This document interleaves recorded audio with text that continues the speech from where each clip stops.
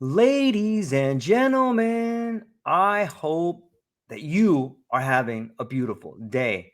I hope that the sun is shining and the birds are singing. I hope that the wind is at your back. I got a great show for you today with a very unique, original thinker, an author, a coach, a mentor, and so many more things. The one and only Shay Quino. And I wrote this little intro for you, and I just want people to hear it because I think it's beautiful and it has a reflection of you. And in the symphony of life, where each note carries the melody of existence, there emerges an author whose words resonate with the timeless rhythm of human experience, Shay Quino. Through the pages of his transformative masterpiece, The Glorious Dance, You're the Music, I'm the Song, Shay invites readers to embrace the exquisite harmony of self-discovery and personal growth. With the pen as his instrument and the pages as his stage, Shay orchestrates a symphony of wisdom, weaving together personal anecdotes, insights, and transformative strategies into a captivating narrative. Each chapter unfolds like a melodic stanza, inviting readers to dance to the rhythm of their own existence and embrace the beauty of their unique journey. Shay, thank you for being here today. How are you, my friend? I'm doing so good. I like that intro. It kind of it carries the theme. It carries the appropriate theme of the entire book itself. So thank you so much for that. Well, I got a feeling that the book carries with it the wisdom and the sort of trials and tribulations of your life and the lens through which you see the world. And before we get into the book, man, maybe you could tell people a little bit more about yourself. Like, where are you from? How did you start finding these insights? Or maybe you could start off wherever you like. Yeah. For anyone who can guess the accent, I'm from Nigeria. I moved here a couple of years ago, not up to a decade, to the US, that is. But over the years of my experience, of being this character called Cher, one of the things that has come rather interesting for me is exploring different identities. And by that, I mean, I went to school to study medicine. I somehow found myself a software developer. I owned a startup back in the booming .com days. I started a company myself where I was doing a lot of web development, applications development. I got into UX design. At some point, I left all of that to start Highlight for a website where at that time I was conducting a lot of personal experiments, and those came as more or less cues from self-help books. Like I'd read a book and say, "Hey, I'm going to practice every single thing that I learned in this book and document it," and then I would allow my email subscribers to follow me through that journey. So in a way, I was making people that subscribe to my website to be my accountability partners and to see if there was some truth in what I was reading. Somehow that led me into becoming a coach. And now what I do is I'm an agile coach, and I coach software teams and organizations and leaders into seeing redefining value rather than output. Um, so that's something that I've enjoyed. At the same time, in between here and there, I had a I have a photography business that I've run for almost 5 years now. At the same time, I'm an oil painter and a watercolor artist also. And now I do a lot of work in hypnotherapy. So I found it's kind of easy to in quotes switch identities. And I think the interesting thing for me was learning or finding out that who we are is a made up concept. And so as time went on, I started to understand or to see clearly that sometimes we want whatever we want. We sometimes think that it's something that we cannot achieve, and so in our belief of what we can't achieve, we actually more or less repress ourselves and then stay in this feeling of misery, right? And So somehow I started to question every single thing. I started to notice also that in the experience of in human experience, there's always a search for the final happiness, the final straw. The I when I get this thing, I'm finally going to be happy, or um, when I get this job, finally I'll be happy, or when I make this amount of money, I'm going to finally be happy.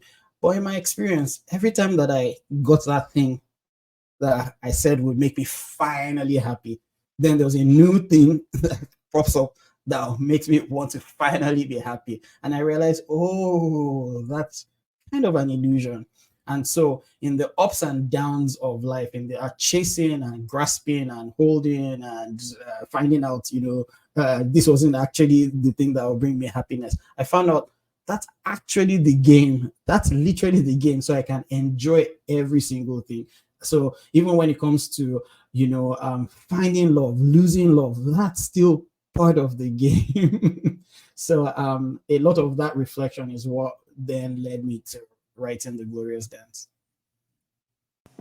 It's amazing to me. And I think it speaks to this idea of transformation. And we see it, I think once we begin to see this type of transition in our life, we begin to see it everywhere. You see it in the world, you see it in yourself, you see it in your relationships, and you see it, you can't unsee it. It's one of those things, once you see it, you can't unsee it. But that can kind of be an isolating incident, right? Because when you see it and you start trying to explain it to other people, they're like, you're just crazy. You're just this, you're just that. And all of a sudden, you get to hear all the excuses that other person says about themselves, right? It's kind of crazy. What do you think? Oh, absolutely. And talking about once you see it, you can't unsee it. I think, and to add to what you just said and what I said earlier, for me, eventually it became very obvious that the uh, there's the experience of being, and then there's being who we are, and those things are two, it seems like two separate things, but most of the time we're so drawn into our experience, so much so that if we start to really look at are who we really are, then we see that we're not our experience, which is eventually we see that we're not our thoughts and we're not our bodies. So we're this thing that's not what we thought we were. And so that begins to, you begin to understand what duality is. And then when you see that, you can't unsee it anymore. And that's kind of what I was that's a lot of what one of the things that I pointed out in my book. Because in observing, like, okay, I'm not my body. Of course, if I lost my hand, it's just the hand that got lost. I'm still me. I'm still fully me. If I lost my limbs, I'm still me. I just lost what I called my limbs, right? And so by the time you start asking those questions, you begin to see, oh, okay, so I definitely am not my body. Then you start to ask people. A lot of us get caught up in the fact that we think that we're also the mind. You begin to realize, oh, okay, so I experience thoughts, they come and then they go. And also from the emotional space, I'm happy or I feel happiness, and then I feel sadness, I feel contentment, I feel longings and desires. They all come and then they go. So that's not me. There's seems to be an observer of all these experiences, and it's that scene of that observer. Once you've seen it, you can't unsee it anymore. Yeah. It makes this process of growth seems to make relationships beautiful, but at the same time dangerously beautiful. You know what I mean by that? Because like they're so beautiful, but you realize you don't really have control over the relationships. And that's where it gets a little bit dangerous for you, because you may change who you are. You may revert back to this idea of less of a growth. And especially if you're in love or you have this, a lot of times we see families not work out or something like that because one person's growing this way and one person's growing this way. And while it's beautiful, it's dangerous. It seems like it's dangerous to me because you don't want to lose the thing you love, but on some level, letting go is losing part of yourself. But Does that kind of make sense? I know it's kind of out there, but does that make sense? Yes. Oh, totally. In fact, this is kind of in line with some of the conversations I've had I've had in recent times. It's I feel like at some point, when one begins to see this subjective objective experience of who we are, we begin to learn that my my choices, my preferences, or if I should put it in a different way, the things that I seem to have preferred, the things that I seem to have, who I am from an objective perspective, is not something that I necessarily created. So, for instance, if I somehow get more drawn to the color yellow, was there a me that decided I must love yellow? Just the same way as a black man, there was no choice of being a black man. They're just these should I say, magical, or it's like I don't want to use the word dance yet because I'll probably use that a lot. But there's this, it seems like these coincidences that make up who this essence is. But then it's the same thing for others. So then, because others are their own magical formations, I can love them the exact way they are without necessarily demanding that they change. And that is exactly what I feel like love is. Just recognizing the beauty of everybody. Even, of course, we're going to have situations where we say, oh, this person, is a really bad person. They have this pattern of the XYZ, name any whichever negative pattern. But there's a recognition that there's nobody that's necessarily choosing exactly who they are from a patterns perspective. They're just these beautiful combinations of events that make up each individual person. So we can love everybody so deeply, right? Without the need to change anyone. But I find that the moment we can see ourselves or others so clearly, then we begin to change. I love that. This idea of patterns and the way in which patterns seem to permeate not only our life, but nature in itself. Like if one can recognize any type of pattern, you can begin to recognize patterns in yourself. And when you get good at recognizing patterns in yourself, then you can recognize your patterns in other people. And then you can recognize your patterns in group settings, in nature. And all of a sudden you realize, whoa, we're all part of this pattern or dance, or sometimes people see them as signs, or codes maybe. But I think in some ways they're all part and parcel of each other, right? A code, a sign, a symbol, a pattern. What's your take on that? Oh, I want to say that to me, it's also very obvious that every single thing that experience as form is a mirror. Our entire reality is made up of mirrors that are reflecting and bouncing off of each other. So how I perceive somebody, for instance, and this is, I think I wrote a little bit of this in chapter 8 of my book, but how I perceive somebody is a reflection of something in me. And that itself, or that thing that's already in me, that was reflecting off of, was a reflection of something else that created that particular signature in myself.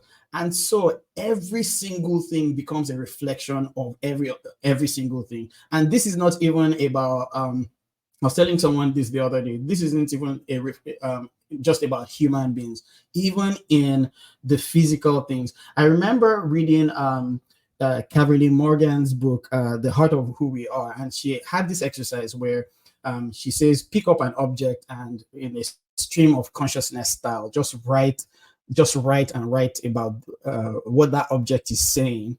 And I remember I was at work, I was on my lunch break at the time I was reading this part of the book, and then there was a twig right beside me, and I took the twig And then just started writing about the twig, about how, it feels like it's falling off the tree, and it's, it's feeling a little irrelevant as it dies off and all of that. I kept writing.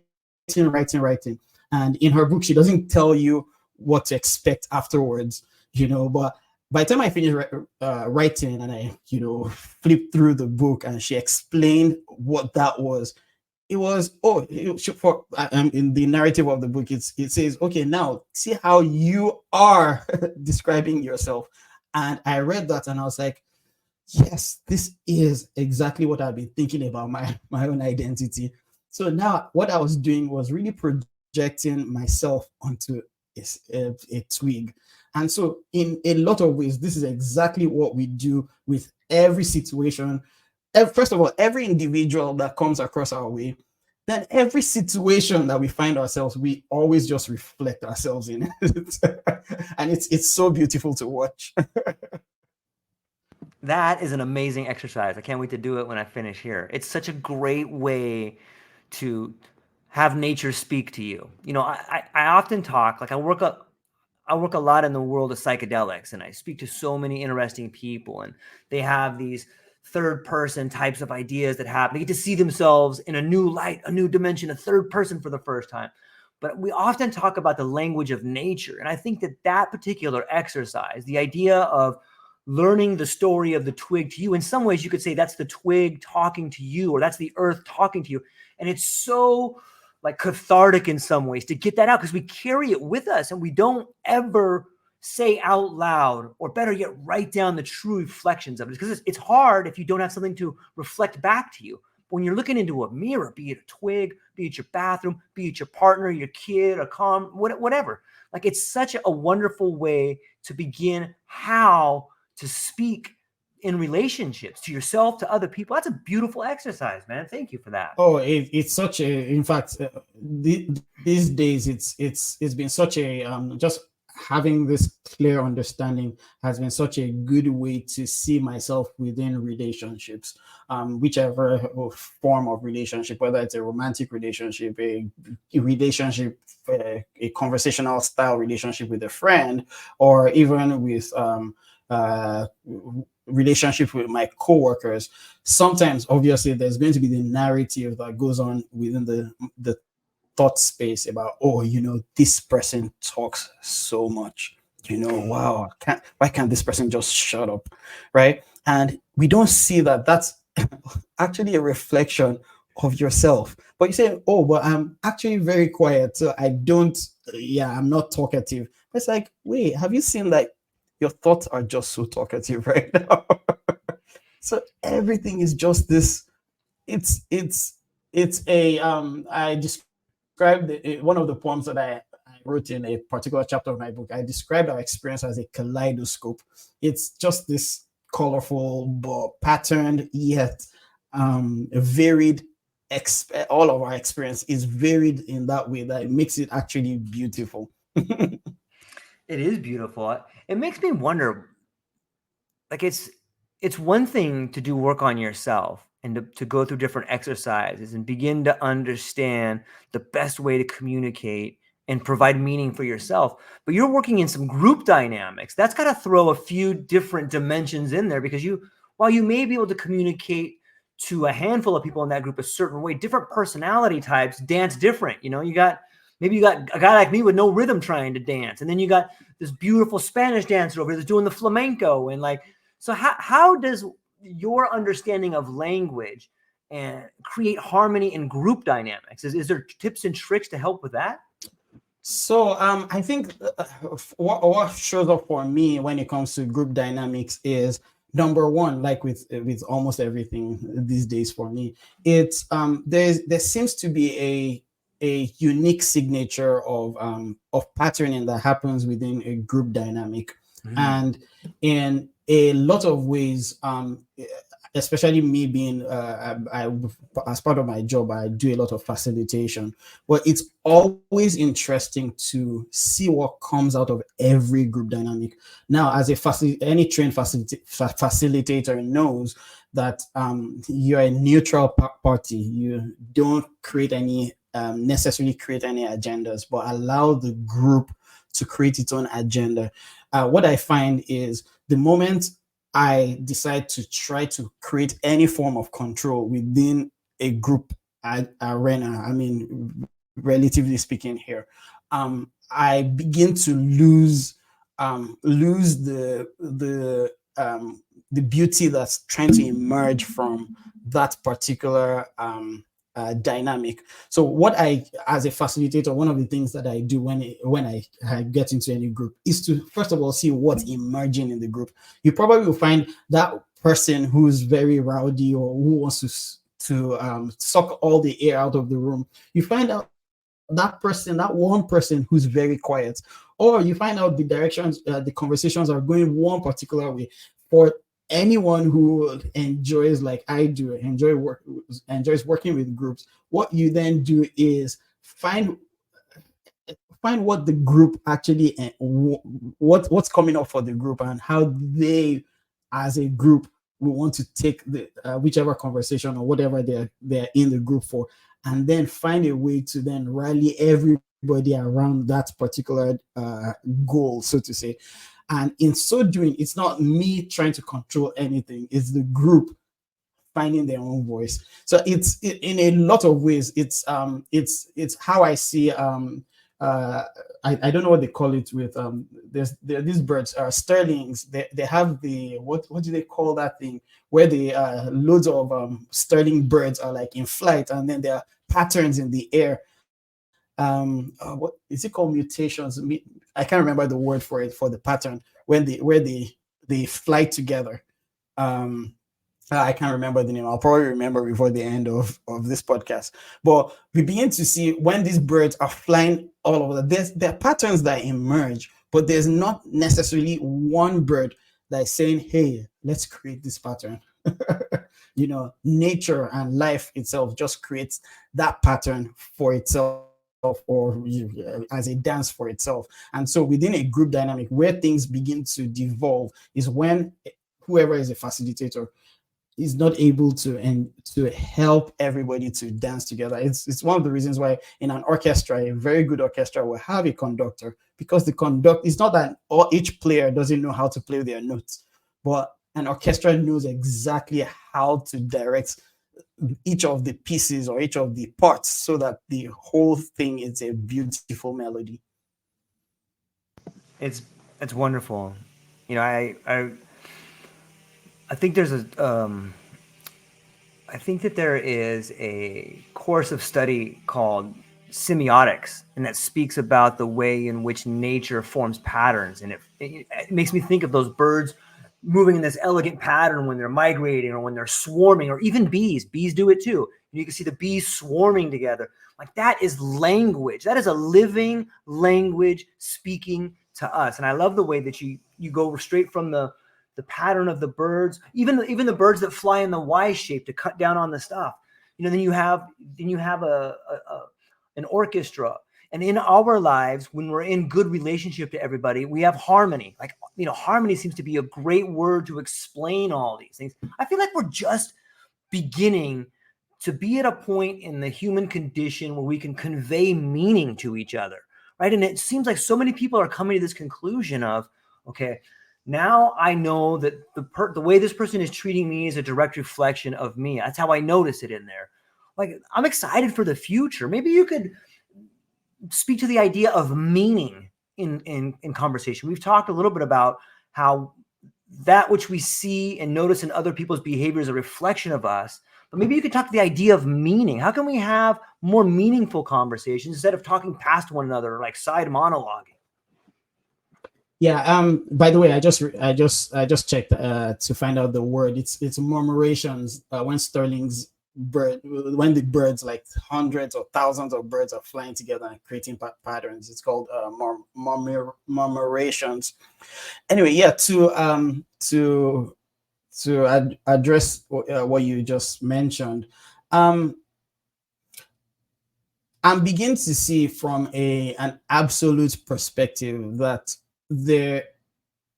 when we understand the nature or the character of the mind, we begin to see that mind creates meaning, and outside of mind there is no meaning.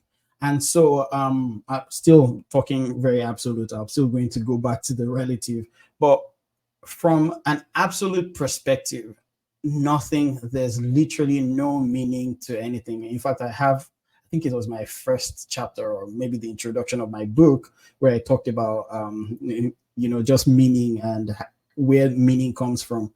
But it's very obvious that um, the mind wants, as part of the nature of the mind, it wants some form of control. And for control to happen, there has to be some kind of meaning. And without meaning, what we see is, without the mind, what we see is there's no meaning. Now, that's on the absolute. But when we can see the absolute, we realize that there's actually no meaning. There's the only thing that's creating meaning is the mind. So when we're in relational situations, right, we can create meaning, but those meanings are not, I would say that they're not as concrete as the mind makes it to be. And so because they're not so concrete, it's easy to honor what we have created as meaning, knowing that if it changes, I'm still able to create new meaning. And if that also changes, I'm able to create new meaning. And there's nothing, in fact, this is one of the reasons why I feel like one of the biggest lessons that we can, in our earthly experience, that we can ever learn is surrender, is letting go. And letting go is really realizing that there's never been anything to hold on to. And so in any situation, when I see I'm creating meaning for something, can I actually let go of that meaning? And in letting go of that meaning, I can feel free to create another meaning and enjoy it, but I can hold it the way if I saw a butterfly and I held the butterfly, I'm not pressing and holding the wings. I'm holding it lightly so that it can fly wherever it wants to. So in not seeing meaning, we can actually create meaning, and that is freedom. And we can also let meaning go and create it again, however we choose to do it. Yeah, that sounds very freeing, and it sounds to me like that is a beautiful way to try and observe yourself. But sometimes the pressures weigh in so much, people that maybe you lose a job or maybe you broke up in a relationship. If the mind creates meaning, it's always, why this? How come here? What happened to this thing? Like there's all this inner dialogue that's going in. And I think surrender is a great way to begin to understand all that inner dialogue. Is there, if I were to surrender to my inner dialogue, does that mean holding each one of those thoughts for a minute and letting it go? Or what's the relationship between surrender and inner dialogue? Yeah, this is a really good question. For interestingly, coincidentally, I think the third chapter of my book is called The Dance of Thoughts. And I say it's for us to understand letting go and surrender, we have to understand how the nature of thoughts.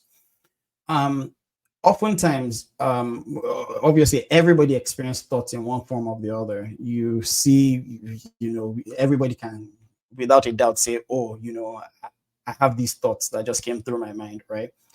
The moment we realize that thoughts are coming from nowhere and disappearing to nowhere, they're created by nobody and dissolving on their own accord.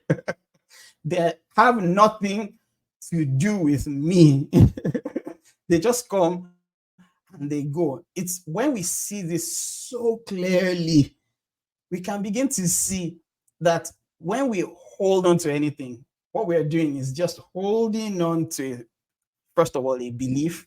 But a belief is just, I would say, is a coagulated thought. That's a thought that has repeated itself so much that we grab onto it. And what is even grabbing onto a thought, is just another thought that says that thought is mine.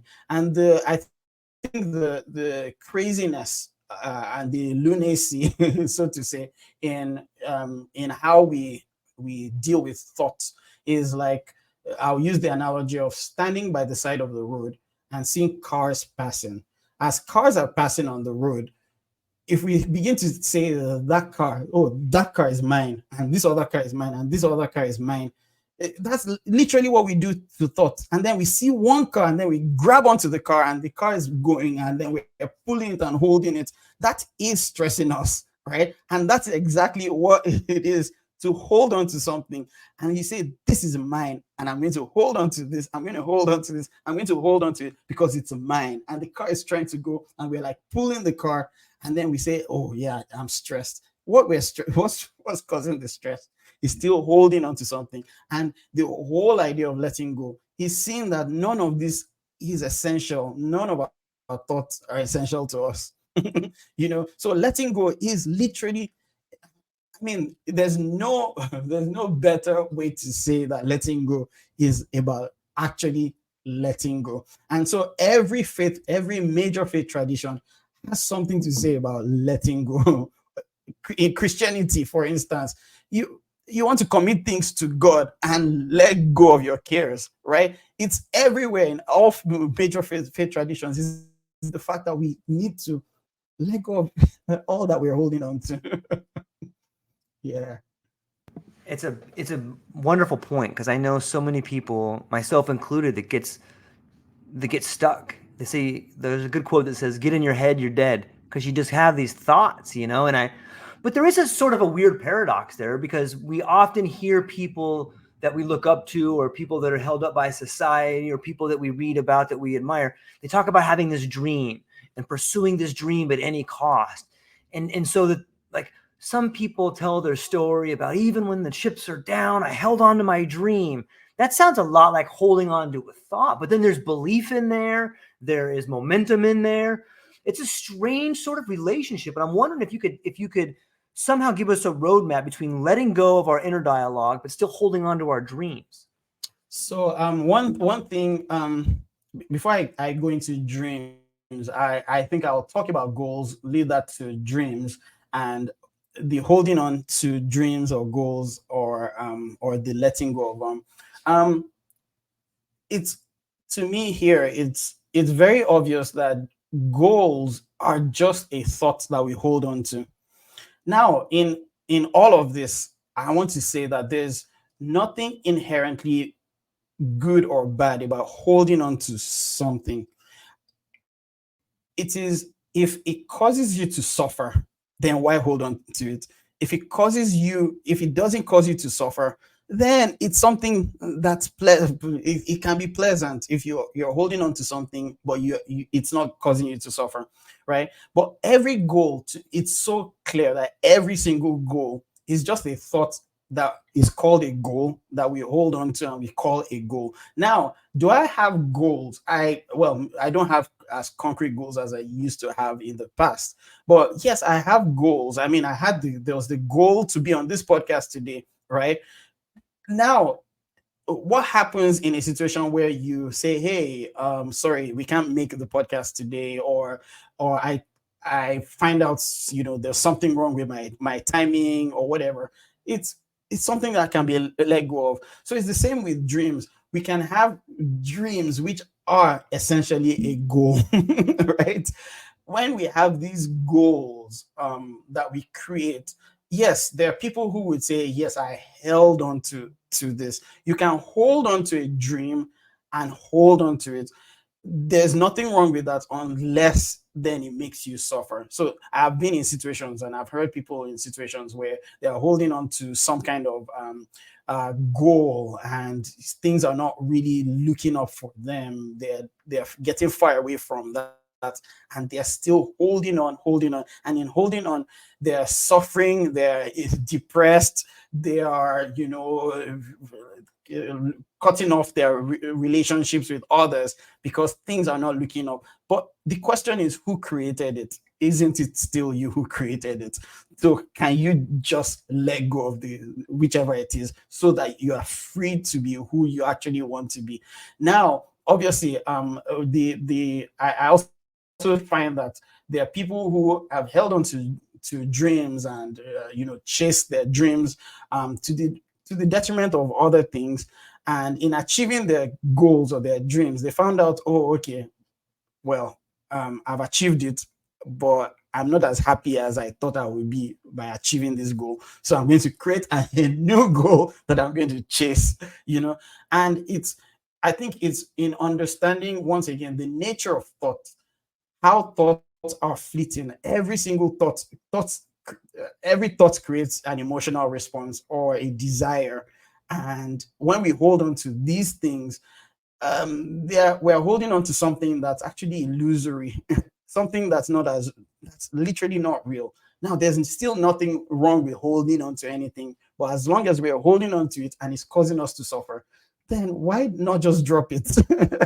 Why not just let go of it? Because I tell people, like, in 100 years, nobody will know that you ever existed.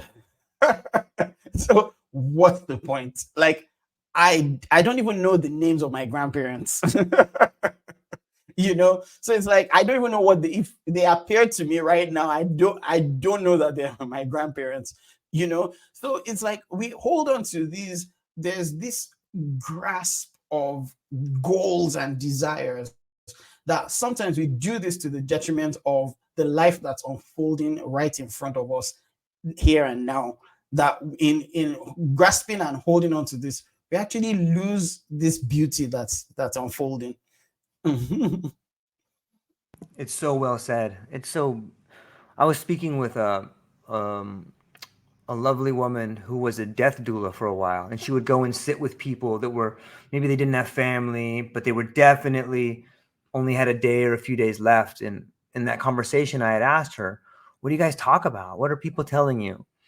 And I could tell that she held their comments in confidence and in high regard, but she had mentioned to me, well, they're not talking about, I wish I would have worked longer hours. They're not saying, I wish I had a Tesla. They're not saying that I wish I would have done all these things and made more money. What they're saying is, I wish I would have had better relationships. I wish I would have spent more time with people I cared about. For me, that sounds a lot about, this idea that we're here for a little while. And while you have to do things to make a living, are there things that you can do that are more meaningful for you and those that love you, that enhance your relationship? And maybe that means making less money. Maybe that means letting go of some possessions, or letting go of, I got to have 5 cars and a 6-car garage, like maybe it means letting go of some of these things.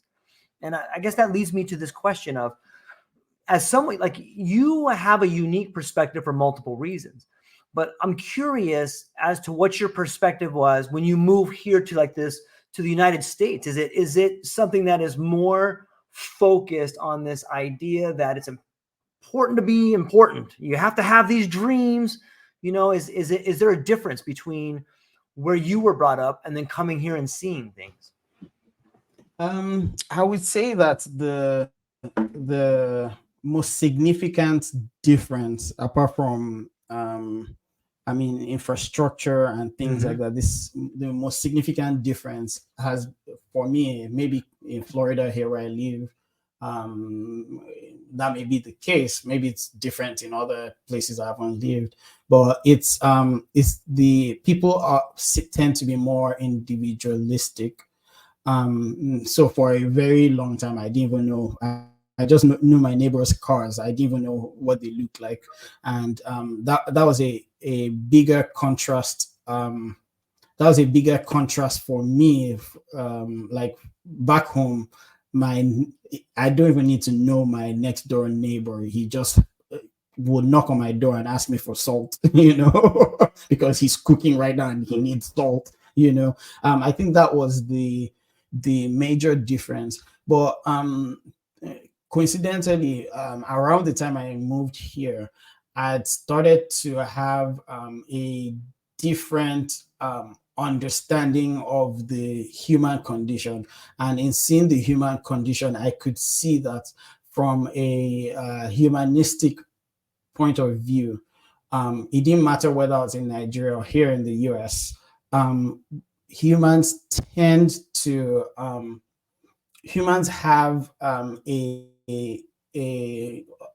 generally have a drive, should I say, a selfish drive. And when I say that, I'm still talking about the egoic state.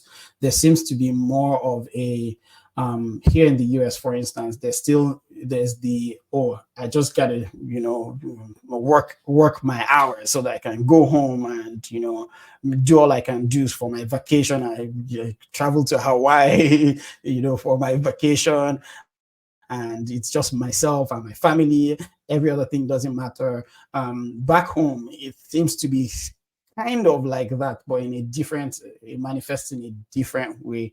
But in still seeing the human condition, it's also obvious to me that there's that one thing we all love to love. We, whether it's ourselves that we want to love, or it's we all want to be in some kind of relationship to others, and that's something that unites all of us. And it's kind of obvious because in essence, in true essence, we're all one, and that oneness could manifest itself in when it loses itself. It loses itself and manifests as greed, as selfishness, as seeing only one perspective. But when it finds itself as other, as everything, as all, and all of us as one indivisible entity, so to say.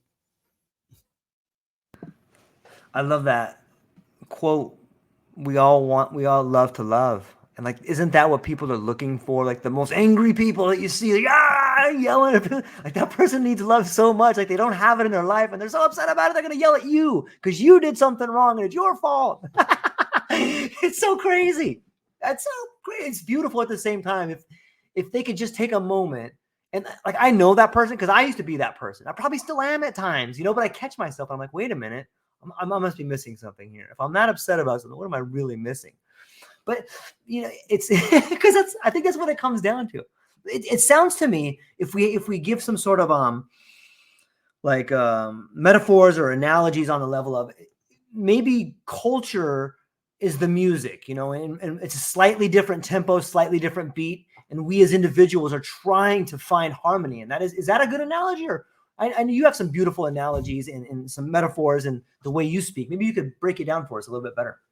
Yeah, I want to say that it seems very obvious to me that just we experience individually, like I said, we experience thought, and from a collective space, I would say there's a pattern of thought. It's so difficult for me to articulate this, but I would say there's a pattern of thought, and so it's obvious to me that I'll use the word, there's a universal mind that drives everything, and that begins to shape as culture. So culture, like for instance, I could say that nobody wakes up and says, hey, let's start culture. And this is culture number 1, 2, 3, 4, 5, 6, 7, 8, 9, 10. So now cultural number 1 is this. Now, have you all read this? Now our culture starts. But culture begins to morph and create itself. And it creates itself by itself with no necessary entity that's creating culture. So in a lot of ways, it's one of the reasons why I would still say that culture we have to respect everybody's culture. Why? Because first and foremost, nobody created any culture. There's no single entity that created any culture. And so when we see each and every culture as different as they are, and we respect each and every culture, we can see how to dance with culture. So as an example, I'm a Nigerian with my own culture, right? I come into this space and there's a culture, it's totally different from culture here. As an example, as a Yoruba man with my culture, if I see my mom, I lay down flat on the ground, like my chest is on the ground when I greet my mom to say good morning. if I saw my mom at a shopping mall, that's the same thing I'm gonna do. Get straight on the floor, right? That's my culture. And when back home, that's seen as normal. Nobody, is going to be like, "Oh, that's weird," But over here, obviously, if I do that in public, people are going to be like, and I mean, when my mom is over, I would do that, But people are going to be like, "Oh, that's weird." But I can still respect other people's culture and say, "Oh, yeah, me laying down on the floor to say hello to an older lady, in the parking lot is kind of weird," right? So I can respect that. Back home, I could not call anybody that's older than me by their first name, you know. But that's culture here, and I can respect that, So for me, I think going back to analogies, I think the way I see culture is it's the big mind. When we have the small mind, each individual has mind manifested in where you have thoughts, and those thoughts shape character, and they shape how we manifest in this world. From a bigger group setting, culture becomes the big mind, and it manifests in the conversations and the dialogue that we have within the threads of that dynamic. It's brilliantly said. And there's something wonderful to me about awareness and dimensions. And I don't think we speak about it enough. I think when you start just this particular example of being aware of someone else's customs allows you the humility and the ability to see something you've never seen before without judgment. And like that is a different kind of awareness. Like, oh, hey, this is a different kind of greeting, instead of like, that's a weird thing. We should, hey, come here, get away from that guy. Get away from that girl. It's like, this is something different. We should talk to them and figure out why they do that. What does that mean? What is the reasoning behind it? And now all of a sudden we have this rich tapestry of language between us where we're beginning to be almost in another dimension. It's another dimension of conversation. It's another dimension of thought. And when you can cross dimensions like that, things begin to open up. What is your take on awareness and dimensions? I would, I think I would go. In fact, this would probably segue me into once again, going more on the absolute perspective here, and I would use the word awareness as a gateway of sorts. I find that who we really are is what is aware of our condition, what is aware of all of this. And because who we are is not something that can be pinpointed, because I mean, if I there seems to be an essence here, and that essence is aware of this essence. And so with if I can understand what that essence is, I begin to see that every other thing that I'm aware of is the word I'll use here is it's a beautiful mystery. So like just being, it's what are the chances in this freaking world that I'm speaking with you on a podcast? It's a mystery. Everything is a mystery. What are the chances that I am where I am right now? It's just a mystery. What are the chances when I step outside, somebody's walking in front of me? Everything that appears to that seems to be an appear. In fact, just seeing, the ability to see is a mystery. The ability to hear is a mystery. Everything, like, meanwhile, what we're seeing and what we're hearing, they're just waves. I mean, if we're still talking relatively speaking, they're just waves translated by different types of organs in different formats, right? What exactly is sound? We're having a conversation, and in our conversation right now, there are a bunch of things that are happening. There's me inflecting with my vocal cords air, and it's creating sounds that we're not even necessarily focusing on, but something in the mind goes and translates it into a meaning, and then we're here nodding and enjoying the conversation. That is itself a mystery. And that mystery is, if I describe it this way, it's mysterious and it is beautiful. And that beauty for me is all of life. So from that viewpoint, I feel like every other thing, our conversations about culture, what happens in culture, what happens in conflict, even with conflict, every single thing is awesome. There's so many variables, and to get upset or to see it in a way, and I'm guilty of it, but I try hard to see it as the beautiful mystery all the time. I really look for that. To see it any other way is sort of almost a exercise in bravado or like hubris, because you don't know all the variables in the equation. This could be happening so that tomorrow something wonderful set up.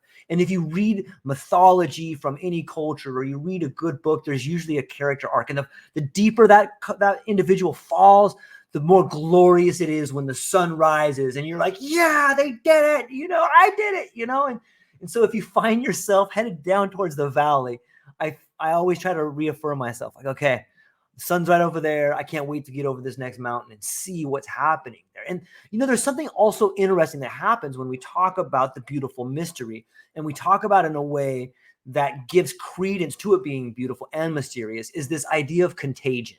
Like, if I begin telling you about something in my life that I'm really excited for, and I do it in a way that isn't like braggadocious, but is like, man, can I tell you this thing that I'm doing? I can't wait to talk to Shay. He's got this cool book out, and he describes how he's dancing, and it's like this beautiful observation of life's beautiful mysteries.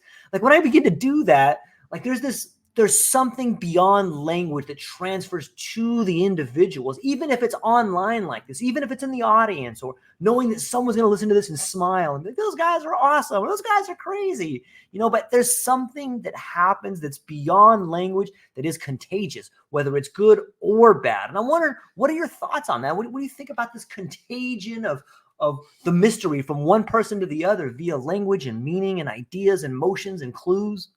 Yeah, what do you think? It's I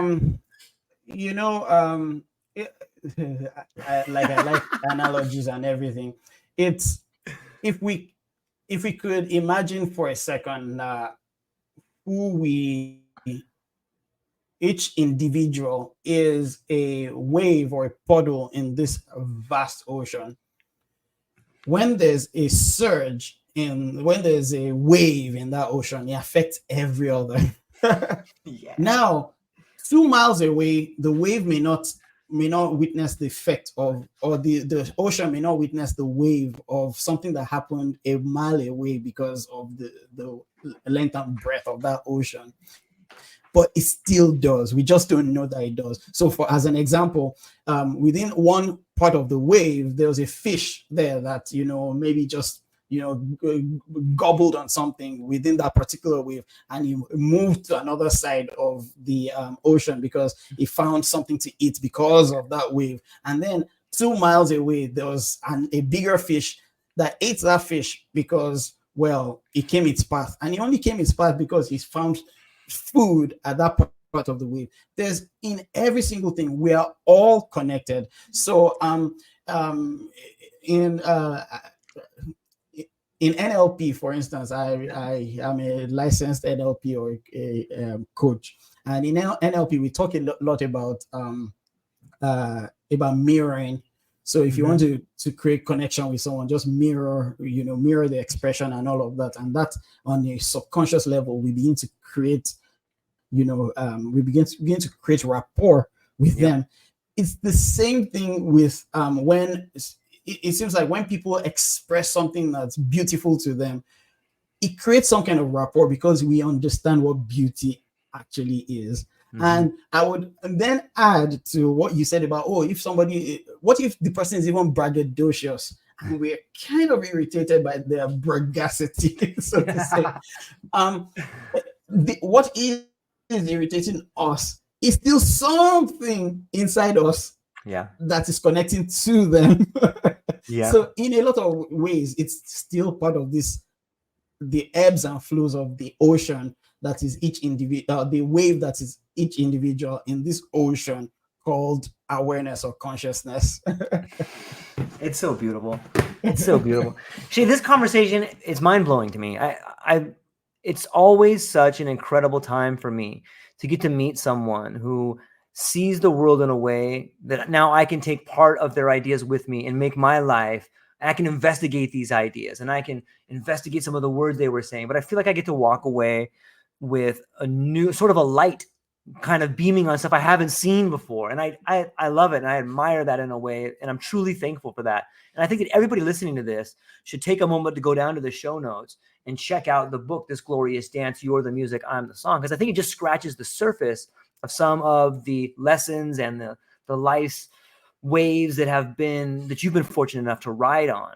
And you've got a list of other things that you do too. So before I let you go, what do you have coming up? Where can people find you and what are you excited about?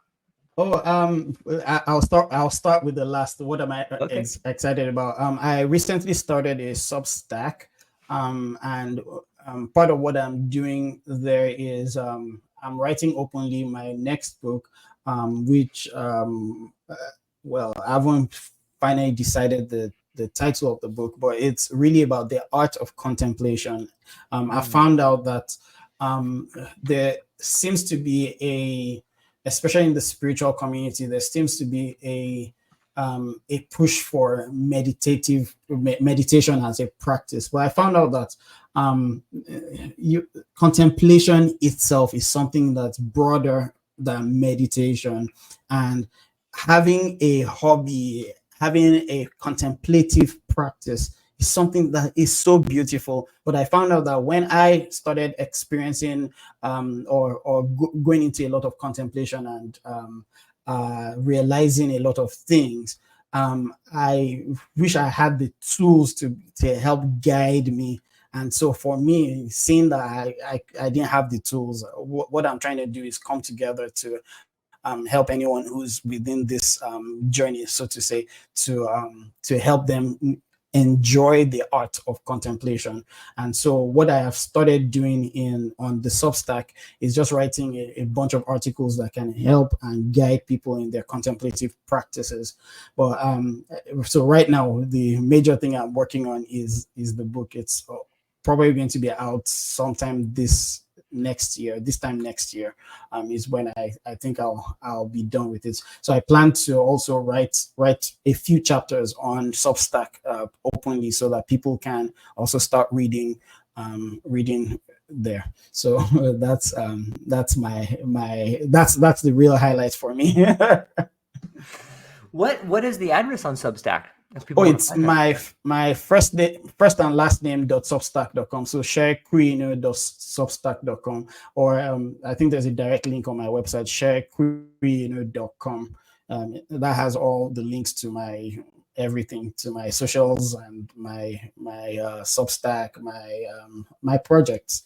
So it seems to me like you're one of the people at the forefront of this idea about building in public. Even with the idea of High Life, or when you came on and you were doing a sort of individual / group social experiment where you were going on, hey, here's what I read, here's how I'm employing it. You guys hold me accountable. And now you're writing in person, rough draft ideas, boom, on Substack for everybody in the community to participate in. Maybe you could speak a little bit to this idea and the way that's transforming the world at large and yourself and your ideas in a community.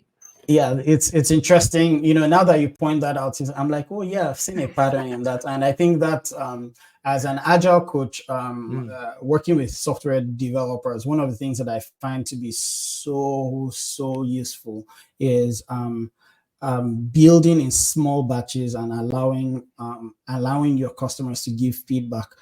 So for anyone who doesn't know what agile is, the whole idea is, well, there used to be project management methodology called waterfall, where if you have a project, it starts this, the first of this month and ends the first of next year. You only get to really experience that product by the end of the year when it's delivered. But Agile says, hey, instead, what we're going to do is every 2 weeks, we're going to ship something to our end user so that they can they can feel the product, they can ask questions, they can give feedback, right? And then when they give feedback, we go back to the drawing board, or we go back and refine that, and then give you a new shippable increment.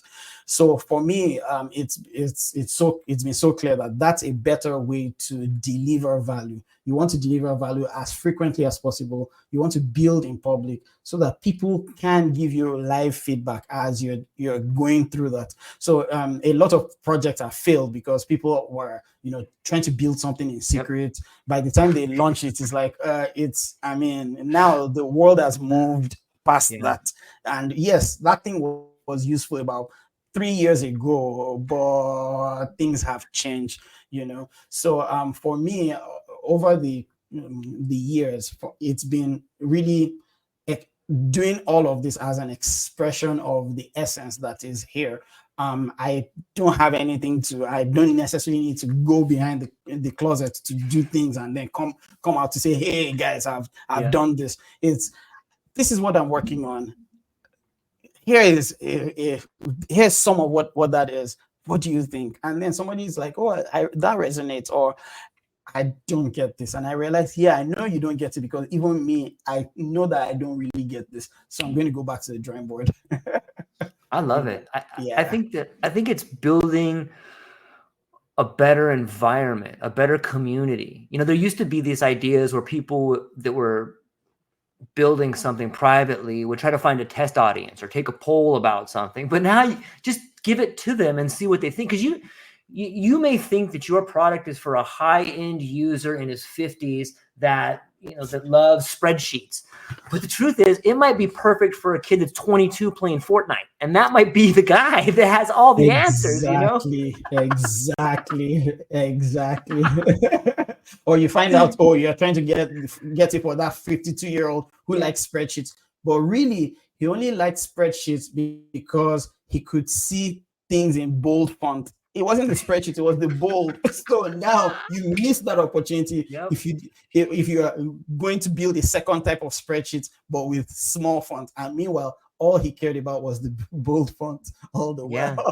And that alleviates so much problem down line for, like a large corporation that's building software or has a new technology that ends up being obsolete by the time it gets to their bottom employees. Like, this thing is junk. They've already spent $1 million on it and cut their HR staff, because they didn't think they needed it. Exactly. It's so funny to me. So I'm excited for the future. And I think that individuals like yourself and so many of us out there are really figuring out ways to provide not only redefined value, but to provide that new redefined value to everybody in the community. And that's going to make us stronger. I know times look tough right now, but it's because we're birthing something that is going to be incredible. And every one of us has a responsibility to take part in it. The more responsible you are for your thoughts, for your feelings, for building around you, the better the world's going to be, man. But let me just throw it back to you to give you the last few words on here. If we didn't touch on anything, or is there anything you want to leave the audience with? Well, thanks for this opportunity to leave the audience with something. I think at the very core of it, I find that we've not paid attention to the process of thought, of the thoughts that we experience. As a matter of fact, because of our misunderstanding of thought, we begin to hear and make statements like, changing your mind. And it's like, oh, you cannot change a mind, because what we are trying to say is, if I have a thought that says, I'm a loser, so you change that particular thought to I'm a winner. And it's like, well, maybe you're not changing the thought. Maybe you're allowing that thought to go, and you're identifying and recognizing who you truly are. And so in recognizing who you truly are, you don't even need to change thoughts. But for you to even clearly understand that, we need to study and know what the thoughts we experience, what that is. And it's no wonder a lot of traditions would suggest like meditation and all of that. But we've not, as a society, we've not sat down to examine the thoughts that oftentimes cause us to suffer. So I think the one thing that I want to leave with the audience is to actually spend more time to see the structure of thought. And the more we get familiar with it, the more we realize that none of our thoughts were essential to us. So in that way, we can pick a thought and let a thought go. And that is the freedom that we've all been looking for. That's beautiful. I love it. Well, hang on briefly because I still want to talk to you just shortly afterwards about a few things. But to everybody in the listening audience, whether you're watching today or listening tomorrow, I'm truly thankful for your time. Please go to the show notes. Check out Shay's book. It's a wonderful book. You're going to love it. And it's got a lot of cool insights. Check out his Substack where he's building his new project. Be part of the community there. He's a fascinating guy. You should reach out to him if you're curious and pick his brain yourself. That's all we got for today, ladies and gentlemen. I hope you have a beautiful day. Aloha.